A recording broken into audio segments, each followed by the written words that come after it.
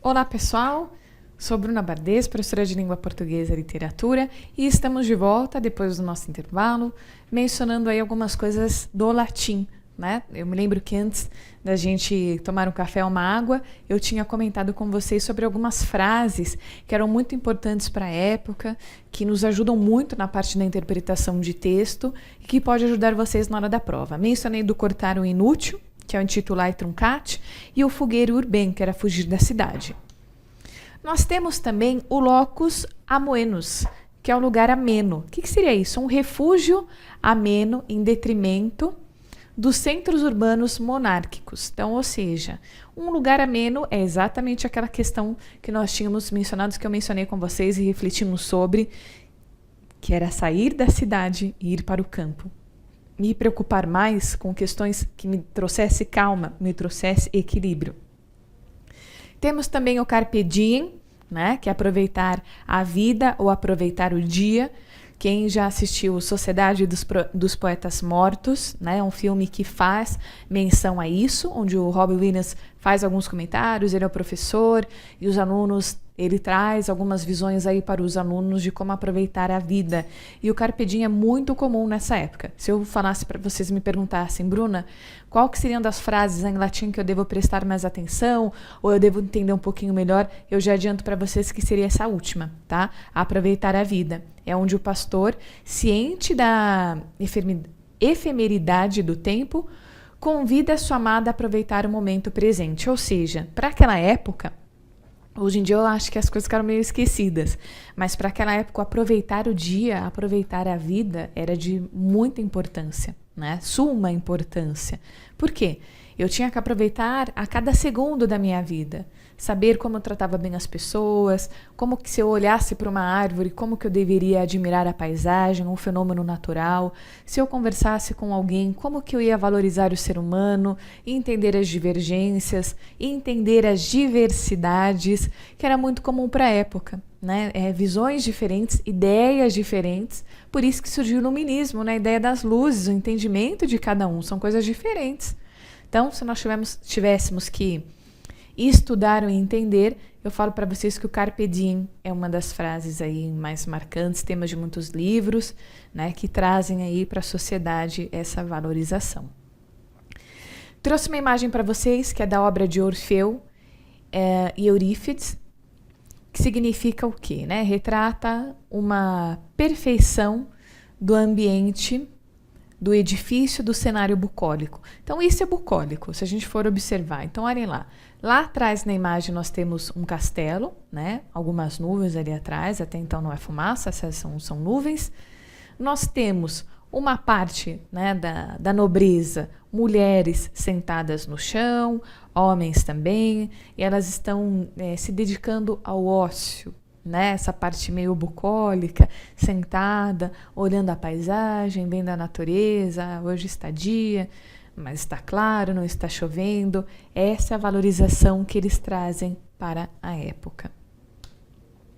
E das características principais, nós temos que recordar algumas aí que vai ajudar muito vocês na hora de poder entender o período do arcadismo. Por quê? O arcadismo, ele traz algumas menções que envolvem lá o classicismo. Várias vezes eu fico mencionando com vocês do classicismo, do barroco, e o arcadismo, o neoclassicismo, traz para nós o quê? Uma influência da filosofia francesa, a mitologia pagã como elemento estético, o bom selvagem, né, expressão que o filósofo Jean-Jacques Rousseau denota a pureza dos nativos da terra e fazem menção à natureza e à busca pela vida simples, bucólica e pastoril. De novo, voltando a essa parte bucólica e pastoril, a vida simples. Então, olhem aí as características que nós temos do arcadismo, né? Características que ajudam muito. Então, o que seria a influência da filosofia francesa? Muitos escritores, algumas frases, contextos, Rousseau vai trazer isso, né? Nos textos dele. Como que nós temos que valorizar o homem? Como que nós temos... Isso, homem, tanto homem quanto mulher, tá? Seguindo sempre pelo masculino. Por isso que algumas vezes as pessoas vão lá e agradecem a mulher, vai lá e agradece e fala obrigado, se nós sabemos que a mulher deve falar obrigada seguindo o gênero. Mas assim como falamos do ser humano, e o ser humano equivale tanto para homem quanto para mulher também. Então o homem, né, equivale aí à explicação. Nessa época, ele tinha algumas valorizações, então nós tínhamos que refletir sobre isso.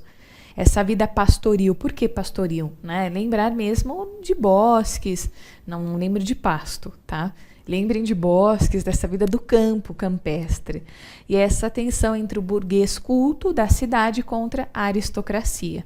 Então tem uma tensão aí contra aquelas pessoas que ficam na cidade e os outros que estão já no campo. Coloquei aqui para vocês alguns tópicos muito importantes, que é do pastoralismo, que são poetas simples e humildes, né? Tem umas nomenclaturas aí que nós devemos recordar. O bucolismo, que é a busca pelos valores da natureza. Ah, isso é muito bucólico. Bucólico é a questão da natureza, ir até o campo, ficar até lá, refletindo. E nós temos o nativismo, que é uma referência à terra e ao mundo natural. Um tom confessional, no estado de espírito e espontaneidade dos sentimentos, e uma exaltação da pureza, né, da ingenuidade e da beleza. Então, olha aí tudo que nós temos de características principais para a época. Se a gente tivesse que refletir sobre isso, né, o que nós poderíamos trazer? É esses três que eu deixei grifados aí para vocês em vermelho. Então, do pastoralismo, o bucolismo e o nativismo. Nós também temos no arcadismo em Portugal o reinado de Dom José I. Por que seria esse reinado de Dom José I?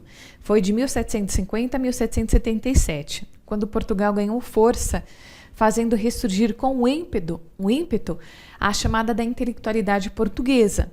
E aí a gente tem que refletir um pouquinho, aqui volta minhas histórias aí da vida das pessoas, trazendo a fofoca dos autores. Lá vou eu contar um pouquinho para vocês.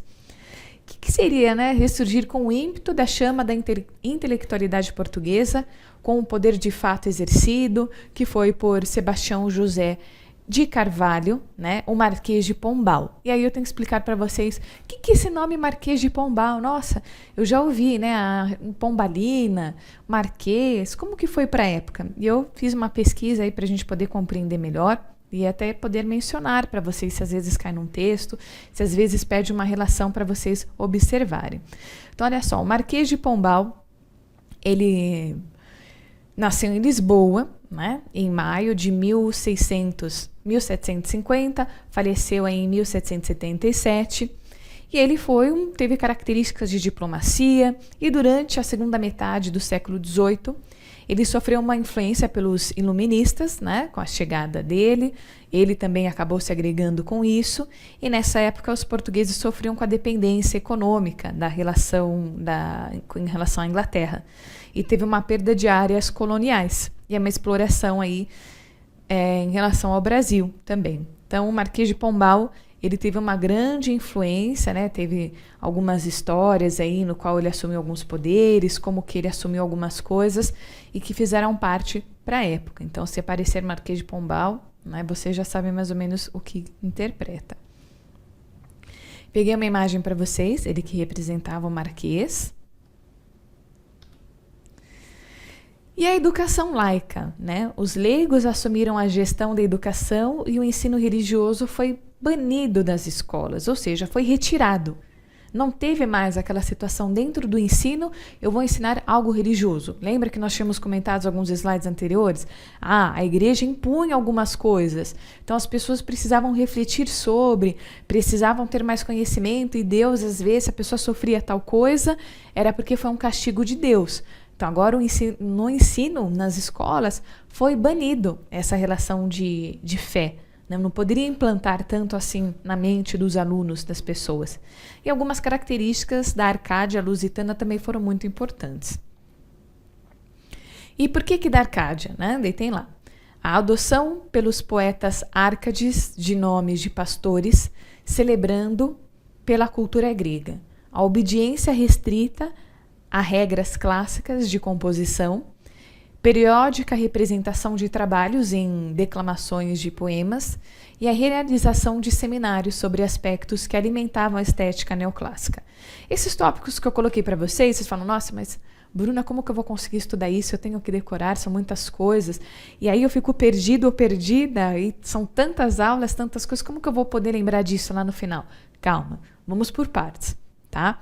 Aí nós estamos nos aprofundando mais, que é para você ser um aluno aí de excelência, poder compreender bem, ficar a par do assunto, não pegar um assunto só superficial. O que aconteceu no arcadismo? Ele era chamado só disso? Aí vamos supor que cai numa prova neoclassicismo. Poxa vida, isso eu não vi nas aulas, eu não lembro. Então vale a pena a gente fazer primeiro essa interpretação, a gente poder compreender melhor os nomes, é o que eu sempre falei para vocês. Interpretem o nome primeiro, entendam o período e aí vamos buscar características no período que possam nos ajudar a interpretar textos. Que muitas das vezes, quando a gente vai para questões depois de prova, a gente bate o olho e fala assim, poxa, essa eu elimino, eu já consigo entender onde está. Então isso é ótimo, tá? Ah, mas literatura pode me dar sono, pode cansar? Vamos com calma, não é não. Ela pode trazer muitas coisas maravilhosas aí, em relação até nossos períodos, né, antepassados, arcaicos, e trazer até para a atualidade. Então, que nos ajuda a ter um conhecimento melhor, um conhecimento compartilhado, um conhecimento de mundo sobre as coisas. Tenho aqui para vocês o Manuel Maria de Barbosa do Boccagi, e aí eu tenho que contar para vocês também um pouquinho da vida de Boccagi. Aparece muito nos textos e não coloca Manuel Maria Barbosa de Boccagi. Já vi algumas provas aparecendo quem era Manuel Maria de Barbosa. Aí, não sei. Boccagi é quem pegou o sobrenome dele e deixou só o último nome. Ele foi nascido em Setúbal, né? Dia 15 de setembro de 1765, foi falecido em Lisboa em 1805. E algumas das características que ele foi ouvidor no período que teve de Portugal, representou algumas coisas políticas. Se a gente for refletir um pouquinho sobre isso, alguns autores que eu trago para vocês percebem como que era a vida deles?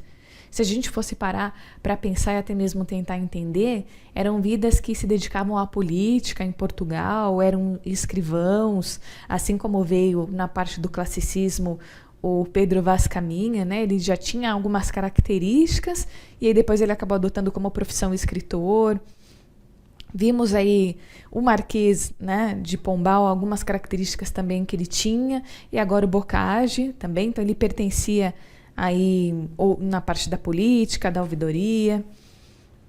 Então, olhem algumas características que podem trazer para nós, né? Só uma curiosidade sobre essas pessoas, mas por que teria, né? Por que teria essa influência?